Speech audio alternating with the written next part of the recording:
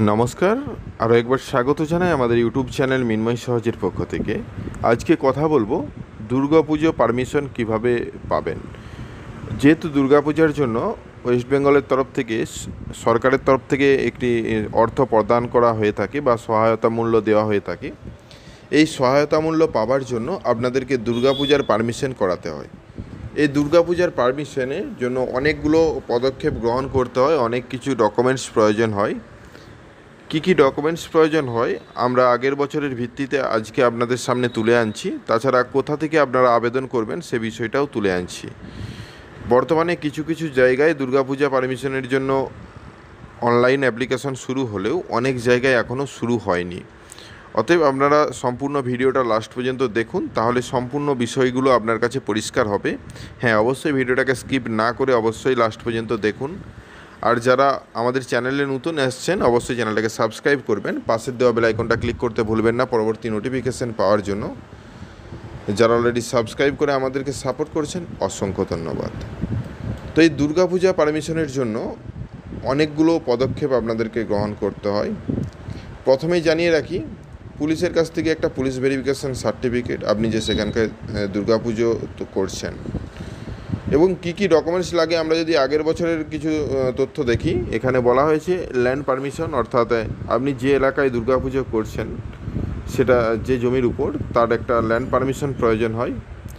তারপরে এনওসি লাগবে প্রিভিয়াস ইয়ারের রিসিভারের কাছ থেকে, অর্থাৎ এটা আপনার যে আগের বছর পারমিশন পেয়েছিলেন তার কপিটা দিলেই হবে।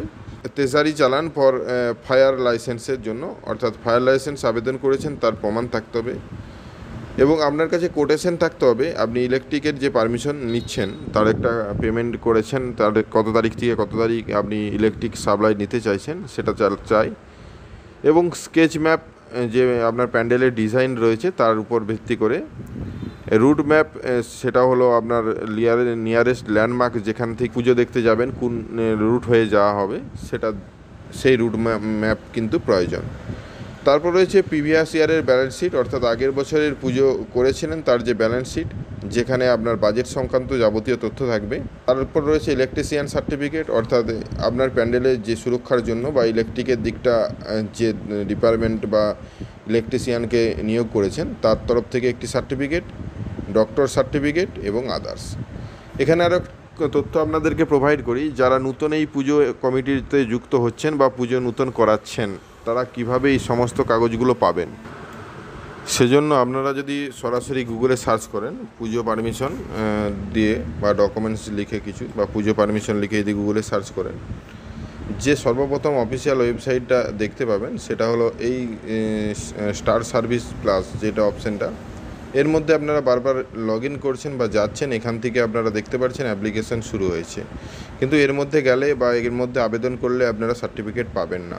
কেন বলছি, দেখুন দুর্গাপূজা পারমিশনের জন্য যে যার ডিস্ট্রিক্টের জন্য আলাদা আলাদা ওয়েবসাইট থাকে।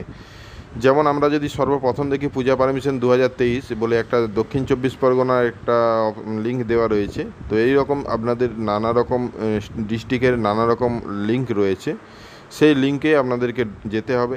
যাবার পর এখানে দেখুন অ্যাপ্লাই অপশান পাবেন, অ্যাপ্লাই ক্লিক করলে, যদিও এখন পর্যন্ত এটা চালু হয়নি, তো যাই হোক যখনই চালু হবে এখানে অ্যাপ্লাই অপশান কাজ করবে। এখানে সাইন ইন অপশানে ক্লিক করে আপনারা আপনাদের মোবাইল নম্বর দিয়ে এখানে লগ ইন করে আপনাদের যাবতীয় তথ্য সাবমিট করতে পারবেন এবং পুজো পারমিশনের জন্য আবেদন করতে পারবেন।